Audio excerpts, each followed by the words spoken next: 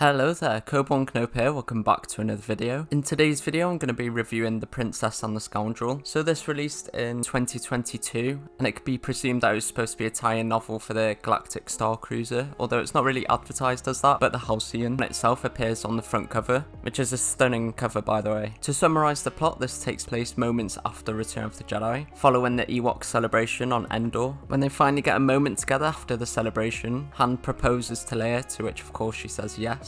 Shortly after that though, a rebellion meeting is called, hosted by Mon Mothma. So the purpose of the meeting is to explain the status of the galaxy and how, although the rebels have won, that doesn't mean they've won over all these planets and systems, and some might be stubborn and not want to share with the New Republic, some might still be loyal to the Empire, some don't even believe the Emperor's gone. So time is running out and it's pretty vital that they try and find as much allies as they can. So a lot of work is left to be done. Obviously they're allowed time to celebrate now, especially Han and Leia. But Han soon realises that due to their different roles within the rebellion, Han and Leia are going to be separated for quite a while. They then celebrate their wedding soon after. During the after party, Mon suggests to Leia that Han and Leia are to go on a honeymoon because obviously they both deserve a break. Leia's reluctant at first, but Mon convinces her that she'll still be aiding the rebellion because Mon suggested that they go on the Halcyon Galactic Star Cruiser, which is run through a Scoundrel star line, and this particular cruise is going to be broadcasted, which by Leia being there shows that the galaxy has become a safer place and rebel leaders can start to lead a normal life. At least that's what they want to advertise, so the galaxy don't have to feel afraid anymore,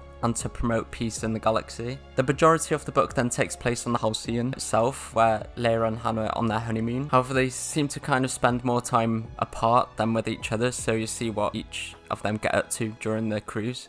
Leia is still pretty restless and wants to help the rebellion as much as she can, even though she's supposed to be on the break. Leia's so devoted that she convinces the captain to go off course to a moon where she believes she can make a new rebel ally. The moon itself would be a good source of fuel for the New Republic. So on the moon of Madus, Leia meets with the Prime Minister who she's trying to make an ally out of, but it just seems like something's not quite right with the moon and with the people, and there's hints towards Imperial remnants still lurking about. So it's up to Han and Leia to try and investigate, whilst also trying to aid the rebellion, and on top of that, just try and enjoy their time together because it is supposed to be their honeymoon. So in terms of characters, obviously we have Han Solo. Han has not long come out of Carbonite and has essentially lost a year of his life, and he's seen how much other characters have grown. So there's Leia and Luke in particular. Luke's become a lot more mature and calm compared to the whiny farm boy that Han once knew. And Leia has become a more prominent leader of the rebellion. He feels like he's missed out so much, so now he doesn't want to live his life for anyone else, he wants to live for himself. So this is why he spontaneously proposes to Leia shortly after the celebration on Endor. Now Han is still Han in this book, but we also see a more vulnerable side to him, especially obviously he's thinking about Leia a lot, he's spending a lot of time with Leia in this book, but he's also dealing with losing that amount of time and wanting to make up for it. I think Beth Revis gets his characteristics spot on. Even the way she just describes his body language is very much in tune to his character, and throughout the book you could clearly see his devotion to Leia and therefore the rebellion itself. Now moving on to Leia, Leia is obviously very dedicated to the rebellion, and despite being newly wedded she still feels like she can't relax. It's a vital time for the rebellion, she needs to act now to gain allies or to look for Imperial remnants.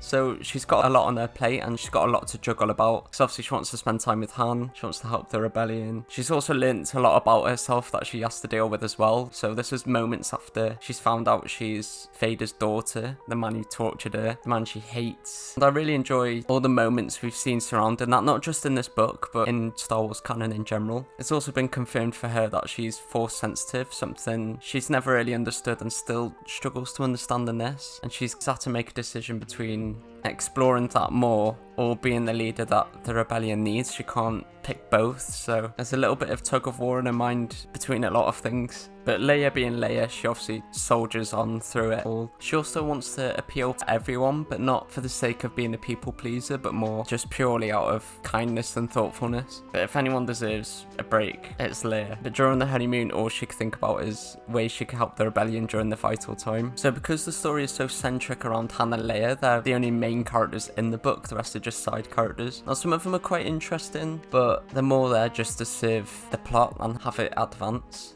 So in terms of my thoughts on the book, I think it's a pretty enjoyable read. My main worry going into this is that it would be just one big advertisement for the Halcyon Star Cruiser. Now, yes, it is described a lot, and a lot of the book takes place on the Star Cruiser itself, and there probably was things that I didn't pick up on that might have just been like essentially ad placements within the book. But overall, I was just more invested in Han and Leia rather than the Star Cruiser. But after reading the book and finishing the book, I watched a tour of the actual Star Cruiser that has now since been closed down. But from how it's described in the book and how it looks in person, it just looks kind of ridiculous now. But I did like the fact that a couple of the characters are shown in this book and play a role. I really enjoyed everything on Endor. It's only like the first quarter of the book. It's where we get to see interactions with all the legacy characters. We see the wedding itself. I really enjoyed the Ewoks inclusion because they want to be included in everything.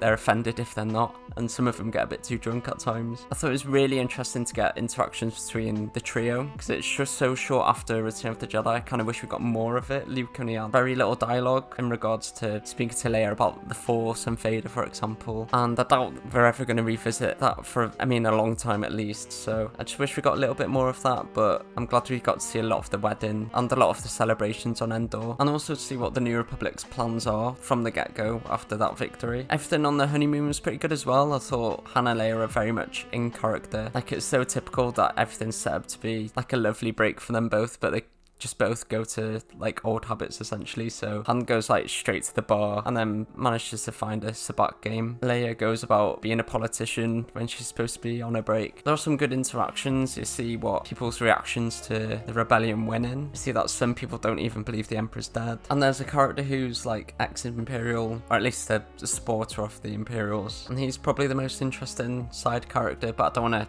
spoil too much. And then everything on the moon of Madus is okay. It feels a little slow at first as you're figuring out what's actually going on this moon, and then I feel like the ending's rushed a little bit, but overall it was a satisfying conclusion to the story. And what I appreciate the most about this book is the writing style. I think Beth Reffis did an amazing job. I really love Rebel Rising. That was her first Star Wars book, and that's one of my favourites. I think her writing is so detailed when it comes to especially the character interactions. Like, this stood out in a really good way to me. So their mannerisms and even the body language, the way she describes it. Now, as someone who has like no visual imagination, writing like this really makes me feel immersed in the story, and I almost feel like the writing was more enjoyable than the actual plot. I just really enjoyed reading it and finding out more about Han and Leia's inner thoughts and struggles. I also appreciated the amount of references to other canon material as well. There's some that I caught but didn't quite know where it was from, so I had to look it up, and there's some really good connections. Like, some come from comics, or one that I loved during the wedding has a really nice reference to Leia, Princess of Alderaan. And without spoiling too much, there is a character that shows up from a junior novel. So in terms of giving it a rating, now since my last book review I've added writing style as one of the things to be rated, as I feel like I was mixing writing style and pacing when it came to the final rating, so I've added that separately to give it a more accurate average rating. Now in terms of characters, I've given it 4 stars. Now this is mainly just due to Han and Leia being great characters, so this might be cheating in a bit of a sense, but the way they're written is spot on. I thought the side characters, there are a few interesting ones, but again they're all mainly there just to serve the plot and carry it forward, but they're all interested enough and likeable as characters. In terms of the plot, I'd give it 3.5. I think the last act lets it down a little bit. I did enjoy the Han and Leia trying to suss out some characters,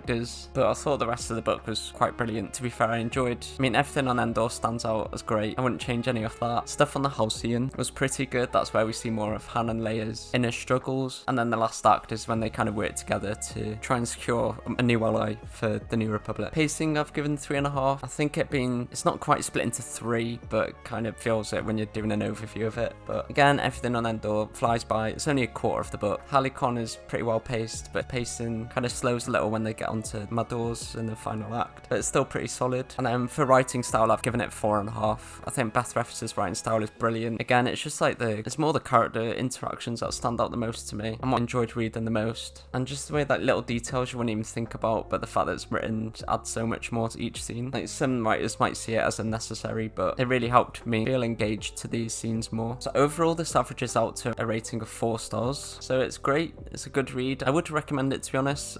Obviously a especially if you like Hannah Leah, this is an essential read. I mean, if you're just into like romance novels, I suppose this is for you. If you're expecting action, there's not really much in there, but that doesn't make the read any less entertaining. So it's not quite a must read, but you definitely wouldn't regret picking it up. It is enjoyable. And I mean, as long as you like Hannah Leah as characters, then it's a safe option to pick.